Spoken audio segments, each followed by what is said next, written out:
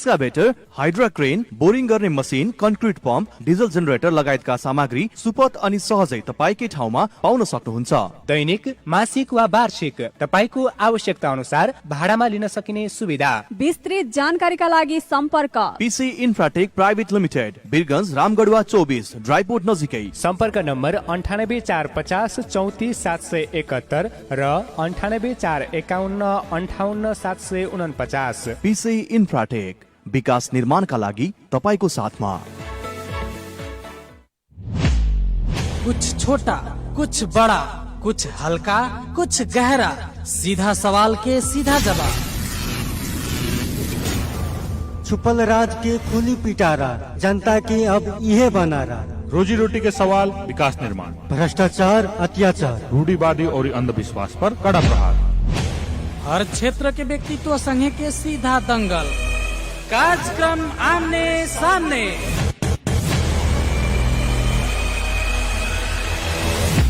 साता के 7 दिन सुबह 7:30 बजे से 8 बजे तक। कार्यक्रम आमने सामने। कार्यक्रम आमने सामने।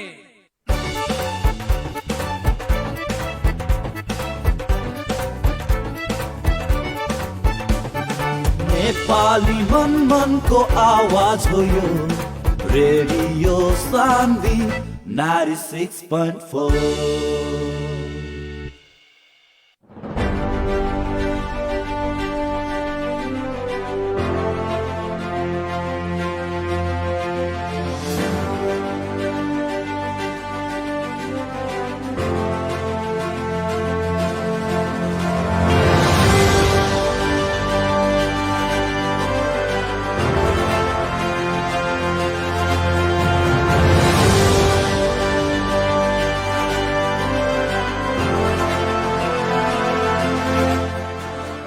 नमस्कार और प्रणाम तमाम भोजपुरी श्रोता लोग के रेडियो सानवी 96.4 मेगाहर्ट्ज के तरंग पर हर दिन सवेरे सवेरे आवे वाला कार्यक्रम आमने सामने के आज के बतकही बहस में मनोज पटेल हम फिर से हाजिर हो गए बनी। और हमनी के तमाम शक्ति कोरोना के नियंत्रण के खातिर अभी प्रयोग हो रहा बा, फिर भी हमनी के सरकार, हमनी के नेता लोग, हमनी के भविष्य निर्माण के बागडोर संभाले वाला लोग, हमनी के बचावे के सपना देखावे वाला लोग के हर एक प्रयास असफल हो रहा बा। बहुत ही ज़्यादा भौतिक क्षति हमनी के प्राप्त हो रहा बा। हालांकि कुछ लोग अच्छा भी हो रहा बा, कोरोना संक्रमण के बाद रिकवर भी हो रहा बा लोग, लेकिन फिर भी भौतिक क्षति के हमनी के बचाव में नाकाम बानी सन अभी तक ले। और हॉस्पिटल के अवस्था ठीक नहीं के, वेंटिलेटर के अवस्था ठीक नहीं के, ऑक्सीजन के उपलब्धता सहजता से उपलब्ध नहीं के हमनी लगे। ये तमाम विषय वस्तु के हमनी के विज्ञ लोग जवन जितना चाहिए उतना नहीं के बता रहा बा, फिर भी हमनी के जनता सब अभी गैर जिम्मेवार बन के सरकार, स्वास्थ्य मंत्रालय, स्थानीय सरकार जौन मापदंड स्वास्थ्य के लागू कैले बा, प्रोटोकॉल जकरा के लागू कैले बा, ओकरा के नाम मानला के कारण से भी बहुत सारा कठिनाई सब हो रहा बा। या समय में अस्पताल में ना पहुँचला से या कोरोना संक्रमण के लक्षण देखला के बाद में चेकअप ना करैला से, आइसोलेशन क्वारंटाइन में ना बैठला से भी बहुत सारा समस्या सब आ रहा बा। चारू ओरी निराशा बा, फिर भी हमनी के आशा के किरण के खोजी में बानी। हमनी के नेपाली एगो विश्व के मानचित्र में हर समस्या से जुधे वाला, लड़े वाला नेपाली हमनी के मानल जाला। और ओ में भी मधेश के जनता बहुत ऐसन महामारी, बड़का बड़का रोग, कालाजार, हैजा लगायत के बीमार के हमनी के हरैले बानी। और कोरोना के भी हमनी हरायम कह के आशा के साथ में हमनी काम कर रहा बानी। तमाम विषय वस्तु पर हम छलफल आज करे के प्रयास करें। और हमरा संगे छलफल में जुड़ रहा बानी बारा जिला से जनता समाजवादी पार्टी के बहुत ही चर्चित युवा जुझारू नेता अरुण सिंह जी हमनी संगे जुड़ रहा बानी। और उनकर विचार और वहाँ बारा जिला में हो रहा काम करवाई के विषय में और बारा जिला के अवस्था के विषय में भी हम उनकरा से जानकारी प्राप्त करे के प्रयास करें। और पार्टी उनकर का कर रहल बा, वहाँ के का कर रहल बानी, उनकर नेतृत्व में वहाँ के स्थानीय सरकार सब ये सब का कर रहा बा, इहो सब विषय में हम उनकरा से छलफल करें। सबसे पहले हुनकरा के कार्यक्रम में हम स्वागत करे के चाहें। अरुण जी, कार्यक्रम में अपने के स्वागत बा। बहुत बहुत धन्यवाद जी। अरुण जी, चारों तरफ हमनी के निराशा में बानी, फिर भी हमनी आशा की किरण खोज रहा बानी। मैनेजमेंट जौन किस्म से होके के चाहे वो किस्म से होके नहीं के सक रहा। अपने सरकार वाला लोग बानी, अपनी के पार्टी के हाथ में प्रदेश नंबर 2 के सरकार बा, प्रदेश नंबर 2 के सरकार और बहुत सारा प्रदेश नंबर 2 के स्थानीय सरकार भी अपने के पार्टी के हाथ में बा। सारा सरकार सब भौतिक क्षति रोके में नाकाब हो रहा बा। अपने के सरकार सक्षम नहीं के होके सक रहा, जनता के जान बचावे खातिर हरेक प्रयास के बावजूद भी विफल हो रहा बा। का कहे के चाहे हम अपने? देखो जाओ मनोज बाबू, अपने के बहुत सांदर्भिक और अभी के परिस्थिति अनुसार के बहुत मार्मिक प्रश्न भाई, और ये वैश्विक मानव जाति पर जो खतरा बा एक से हमने सब कोई का मिल के लड़े के चाहे। जहाँ तक जनता समाजवादी पार्टी नेपाल के प्रदेश नंबर 2 और स्थानीय तह में सरकार का कर रहा विषय पर हम कहे के चाहब कि ये अदृश्य शक्ति से जौन वैश्विक महामारी के रूप में हमनी के पूरा संसार में छौले बा, ई तो एगो ऐसा शक्ति बा जौना से खुद मतलब बुझल जाओ जो प्राकृतिक भी थोड़ा देर ला खेल बा। और ई हमनी का सरकार कहल चीज एगो सरकारों में काम करे वाला रहल चीज को मानव है, फिर भी अहाँ अपना से जहाँ तक ले प्रदेश नंबर 2 के राजधानी अस्थायी राजधानी जनकपुर धाम में ऑक्सीजन प्लांट बैठे के काम शुरू हो चुकल बा। वैसे ही विभिन्न जगह पर अपने के 12 जिला के कलैया अस्पताल में ऑक्सीजन प्लांट के काम शुरू करे के विषय तरखर आगाड़ी बढ़ चुकल बा।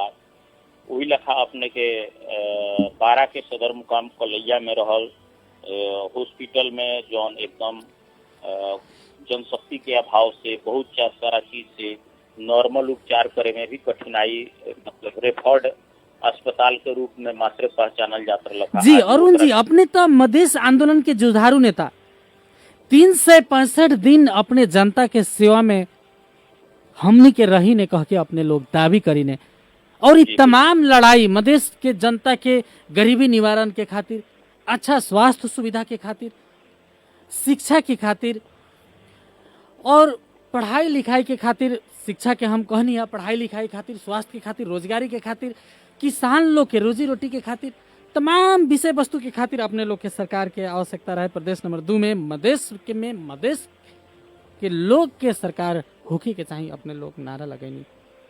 लेकिन भोज के दिन कोहड़ा रोपे वाला काम कब तक ले हुई और जनता कब तक ले मरी? अरुण जी, सबसे महत्वपूर्ण चीज बा, हमनी इतना दिन में बढ़िया हॉस्पिटल ना बना सकनी, इतना दिन में एगो 12 जिला में अवस्थित 12 जिला के कलैया अस्पताल के भी हमनी सुधार ना करे सकनी। एमे कहाँ हमनी चूक रहा बानी अरुण जी? जी बिल्कुल, जौन सच्चाई बा ओकरा के स्वीकार करे के पड़ी।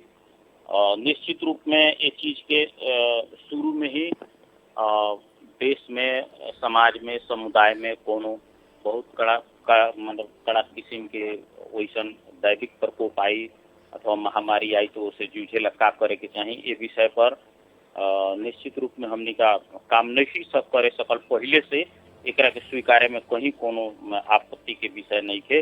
लेकिन अभी जे भी हो रहा बा बहुत तीव्र गति में हो रहा बा और काफी माने रिकवरी लेवल माने करे खातिर हिसाब से काम हो रहा बा मनोज बाबू। अब जैसे कि 12 जिला के कलैया अस्पताल के हम सुनी कि अवस्था कलैया अस्पताल के बड़ा दयनीय बा। वहाँ उपचार नहीं के, वहाँ विज्ञ टोली नहीं के, डॉक्टर नहीं के, जनशक्ति के अभाव बा, कोरोना लोग के सही से इलाज नहीं के होके सक रहल। हमनी के तुरंतो बीरगंज में रिफर करे वाला अवस्था बा। बीरगंज में भी तमाम ऑक्सीजन उपलब्धता उतना नहीं के, वेंटिलेटर के यहाँ भी अभाव बा, यहाँ भी आईसीयू एचडीयू लगायत के जौन बेड सब बा ओकर अभाव बा। तो ई अवस्था में 12 जिला के जनता के कैसे हमनी के सुरक्षित करें अरुण जी? ऐसा बा कि 12 जिला लगायत 77 जिला में जौन पहले भी अपने कहनी है भोज के बेरी कोहड़ा वाला विषय, तो इस 77 जिला में कमी के अभाव निश्चित रूप में बा। परंतु 12 के संदर्भ में हम कहे के चाहें कि जौना हिसाब से हमनी अपने के पुरान शायद जानकारी बा, अभी तत्काल करेंट के 1 हफ्ता पहले 2 हफ्ता पहले से जौन यहाँ काम हो रहा बा और जौन यहाँ उपचार हो रहा बा, यहाँ पीसीआर टेस्ट हो रहा बा, अपने के ऑक्सीजन देवे के काम हो रहा बा, पॉजिटिव मरीज के एडमिट करे के काम हो रहा बा। प्रदेश सरकार एकरा ला 12 जिला के हॉस्पिटल ला तमाम सुविधा सब देले बा। 12 जिला के शैक्षिक तालीम केंद्र गंगापुर में बा, वहाँ अपने के आइसोलेशन वार्ड बनावल गईल बा। एवं प्रकार से अपने के काफी सुविधा अभिनेता वैश्विक महामारी से पीड़ित लोग खातिर कइल गइल बा। जी अरुण जी, हमरा के बताई 12 जिला के अभी अवस्था का बा? आपने तो गांव-गांव में घूम रहल बानी, कलैया से लेके गांव तक ले अपने पहुंची ने और पार्टी के काम में, जनता के काम में अपने निरंतर लागा रही ने। शहर से भी निकल के महामारी गांव-गांव में घुस गइल बा। 12 जिला के गांव-गांव में महामारी घुस गइल बा कह के बात सब आ रहल बा। कलैया उप महानगर पालिका लगाए तो अन्य गांव पालिका सब बा, हमनी के ग्रामीण इलाका में के जौन पालिका सब है वहाँ के भी अवस्था का बा? चारों तरफ के अवस्था बहुत भयावह अवस्था बा। 12 जिला के हरेक कोना कोना के कब्जा के टोला के चारों तरफ के अवस्था एगो कोरोना से मतलब बहुत बड़ा त्रसित और बुझी न कि जेकरा लागल बा उ तो उपचार में बा या होम आइसोलेशन में बा या हॉस्पिटल में बा, लेकिन जे स्वस्थ भी बा उ एगो मानसिक तनाव का चलते ऐसा ही अन्य प्रॉब्लम से भी वो काफी जूझ रहल बा। ऐसा ये भयावह अवस्था कोरोना के नामे सुनते मासर लोग में ये एगो मानसिकता बैठल बा। मनोज जी, तो अब का जरूरी बा अरुण जी, अब का करे के चाहिए? अपने भी कुछ आइडिया बताई हमनी के जनता लोग के, हमनी के रेडियो सुन रहा हमनी के श्रोता लोग के, या यहाँ के नीति निर्माण अपने एगो पार्टी के कार्यकर्ता बनी, नेता बनी, सिपाही बनी, नीति निर्माण लेवल में अपने नहीं की तो अपन नेता लोग के, यहाँ के सांसद लोग के, विधायक लोग के, पालिका के अध्यक्ष लोग के अब का कहे के चाहे? अब हमनी के कैसे बचल जाइए से? तो बिल्कुल इससे बचे खातिर सतर्कता, सजगता, चेतना के जरूरी बा। जब तक ले कोरोना महामारी के पूर्ण रूप से क्योर वैक्सीन जब तक आवत नहीं थे तब तक ला एकरा के हमने के गांव में रही, शहर में रही, बाजार में रही, जहाँ भी रही, जौन WHO के द्वारा जौन मापदंड देहल गइल बा, सोशल डिस्टेंस, अपने के मास्क यूज करे के, सैनिटाइज यूज करे के, हाथ पटक साबुन से धोवत रहे के, ये विषय में हमनी तमाम श्रोतागण से माने एकदम निहोरा करके कहम जे ये विषय के हमनी का तदारुकता के साथ कल जाओ। और एक गांव पालिका स्थानीय सरकार से भी हम ये बात के कहे के चाहम कि अपना पालिका सब में अपने तमाम स्थानीय प्रमुख लोग, वहाँ के पालिका के पूरा टीम लोग, पूरा कार्यपालिका के बोर्ड लोग, उतना भी अपना पालिका के सदर मुकाम में भी, अपना पालिका के जगह जगह के वार्ड में भी अपने सबन आइसोलेशन, ऑक्सीजन सहित के आइसोलेशन वार्ड के व्यवस्था करी। अपने लोगों के सरकार काफी बजट देले बा, सब चीज देले बा। विकास के तरफ जौन बजट बा ओकरा के अगर कोनो कानूनी अड़चन बा तो ओकरा के सुधार करके संघीय सरकार से, प्रदेश के सरकार से बात करके मानव कल्याण में, मानव के जीवन के रक्षा में वो तमाम बजट के प्रयोग करी और मानव के जीवन बचावे के काम करी लोगन। हमारे स्थानीय प्रमुख लोग से भी ये बात के आग्रह रहे।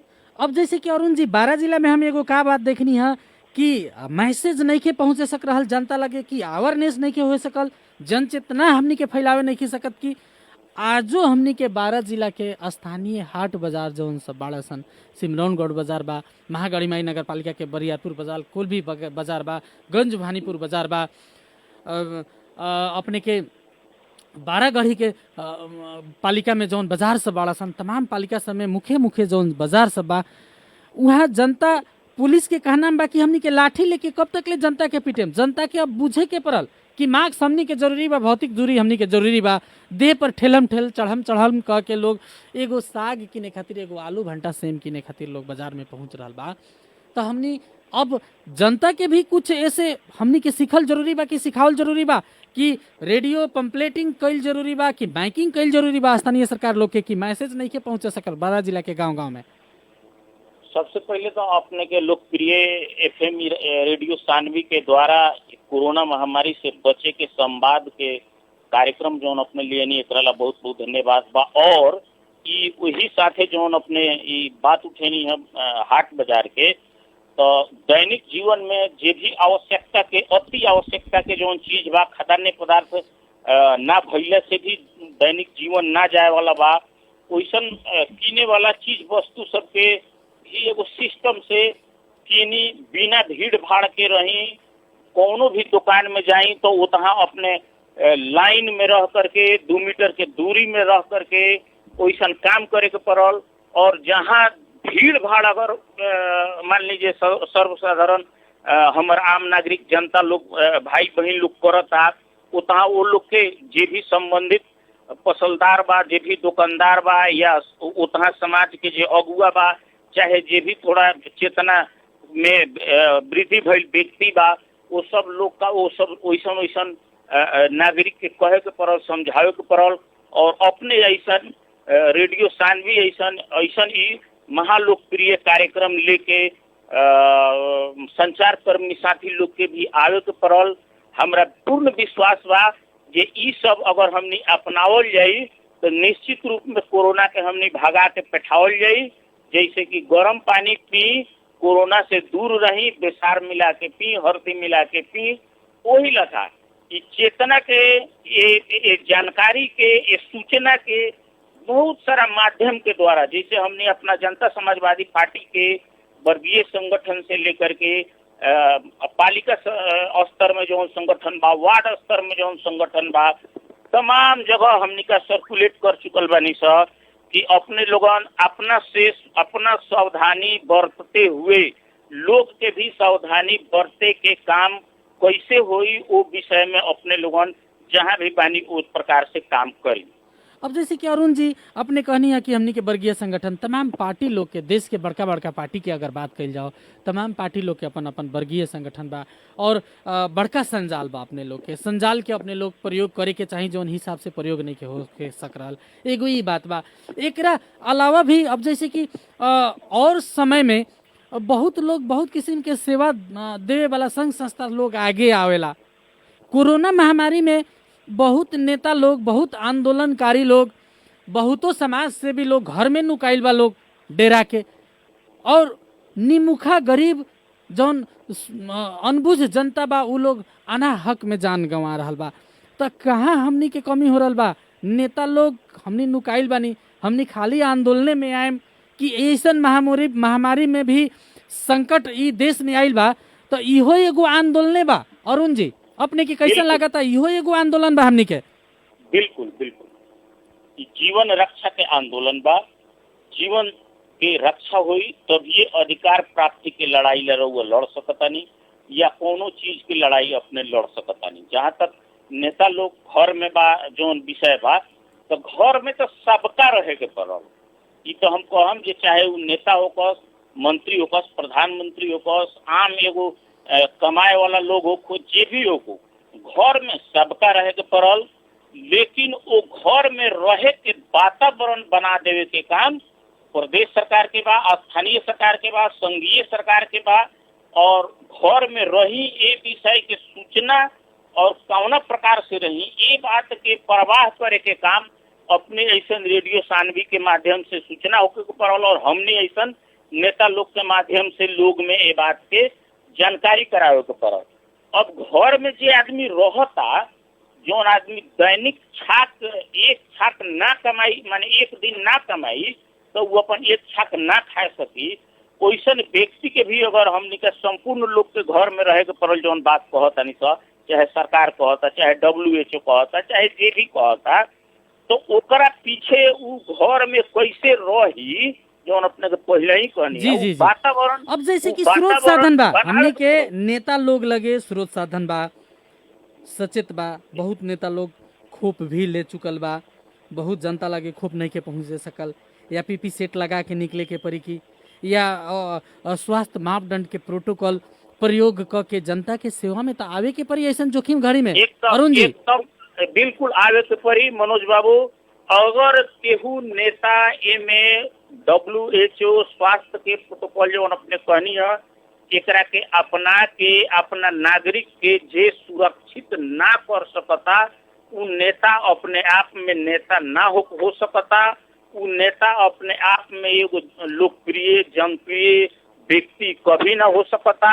और जौन सरकार, चाहे वह स्थानीय सरकार हो, प्रदेश के सरकार हो, चाहे संघ के सरकार हो, जौन सरकार अपना कुर्सी के खेल में मात्र रही, अपना बजट आ मिशन कमीशन का खेल में रही, वो सरकार के माने ये विषय से घिन लागे के चाहिए। वैसन व्यक्ति के जीवन पर माने जितना भी कम शब्द कहल जाए तो होई, वैसन व्यक्ति का ये काम ना करके जनता के बाँचे के उपाय कैसे हुई वो काम करी। और जौन आदमी गरीब बा, मजदूर बा, दैनिक ज्यालादारी करके कमा के खाता, ओकर दैनिक ज्यालादारी के रकम ओकरा घर में ओकरा हाथ में कैसे पूगी, एकरा खातिर तीनों तरह के सरकार का योजना बना करके तुरंत अभी से कार्यान्वयन करे के चाहिए। अपने के रेडियो सानवी के मार्फत से हम माने तीनों तरह के सरकार से विषय के अनुरोध करम, मांग करम जे एकरा के तुरंत अपने लोगन कार्यान्वयन करी। हमने ऐसा तमाम शक्ति, हमनी के देश के तमाम शक्ति कोरोना महामारी नियंत्रण में प्रयोग कईल जरूरी बा। अरुण जी, अंत में हम अपने से ये पूछे के चाहता नहीं, अरुण सिंह 365 दिन जनता के सेवा में रहे वाला, आंदोलन में, मधेश आंदोलन में सबसे आगाड़ी रहे वाला, अग्र पंक्ति में खटे वाला नेता बानी अपने। अरुण सिंह जी कहाँ कहाँ अभी उपलब्ध बाड़न कोरोना के खातिर? जनता में अगर जनता के राहत के अगर जरूरी पड़ता तो जनता के अगर औषधि उपचार के जरूरी पड़ता या जनता के कोनो किस्म के कोरोना संकट में यदि सहयोग आवश्यकता पड़ता तो अरुण सिंह जी उपलब्ध बानी कि ना बानी? अब अरुण सिंह जी वहाँ खड़ा बानी कि ना बानी बारा जिला में? अपने के ये बात हम कहे के प्रोग्राम जो हम अरुण सिंह जनता समाजवादी पार्टी बारा जिला के एगो नेता बानी। अपने तमाम श्रोता गण लोग से यही बात की आग्रह बा जे अभी तक हर जगह, हर गली, हर मोहल्ला, हर गांव में बानी, हर लोग के लंग संगे संगे बानी। अपने लोगन अगर हमारा सामाजिक संजाल से जुटल होकम तो देखत भी होकम। और मनोज बाबू के हम ये बात के कहे के चाहम जे अपने कहा बानी तो अपने जहाँ खोजी हम उतहा बानी। हमार संपर्क नंबर ली 98 550 45 335। अपने जहाँ बुलाई उतहा हम खड़ा रहे तैयार बा। जी, तमाम हमनी के रेडियो सुन रहल अपने के क्षेत्र के जनता, कलैया के जनता, बारा जिला के एगो अग्रपंथी के अपने नेता बानी। तमाम हमनी के श्रोता लोग से हम आग्रह करे के चाहेम, अगर कोनो किस्म के वैसन सलाह सुझाव, कोनो किस्म के सहयोग अगर चाहता तो निश्चित रूप में अरुण सिंह जी के भी अपने लोग संपर्क में आई। वहाँ हमनी के प्रतिबद्धता कर रहल बानी कि जनता के अगर जरूरी पड़ी तो अरुण सिंह जी के तरफ से हर किस्म के सहयोग होके वाला हुई वहाँ करें। उनकर मोबाइल नंबर 98 550 45 335 नंबर बा। 24 घंटा उनकर मोबाइल नंबर खुला रहेला। हम यही कार्यक्रम मार्फत कहे के चाहेम और तमाम विषय वस्तु पर हमनी के संगे आके छलफल कर देनी है अरुण जी। और बारा जिला के जिला प्रशासन कार्यालय, हॉस्पिटल और कोविड एक्शन जोन टीम बा, वो टीम के भी कुछ अपने कहे के चाहे, कुछ संक्षिप्त रूप में जरूरी बा, कुछ तत्काल जल्दी से जल्दी बारा जिला में कई अभिन खातिर जौन भी किस्म के टीम बनल बा, एक्शन टीम बनल बा, वो एक्शन टीम के एक्शन दिखावे के पड़ल, कागज में एक्शन टीम रह के ना रहे के। जी, बहुत बहुत धन्यवाद अरुण जी, हमनी के समय उपलब्ध करा के हमनी संगे तमाम विषय वस्तु पर अपन विचार के साझा कर देनी है। रेडियो सानवी के तरफ से अपने के कार्यक्रम आमने सामने में अपने जुड़नी है, एकरा खातिर अपने के बहुत बहुत धन्यवाद। बहुत बहुत धन्यवाद। ऐसा मानव जीवन के रक्षा हेतु कायम में हमरो के 2 मिनट समय देनी अपने रेडियो सानवी के मनोज पटेल जी लगाए तमाम परिवार, FM परिवार के हमरो तरफ से हार्दिक शुभकामना। धन्यवाद जी। और वहाँ के रनिया जनता समाजवादी पार्टी के युवा जुझारू नेता, बारा जिला के चर्चित नेता अरुण सिंह जी।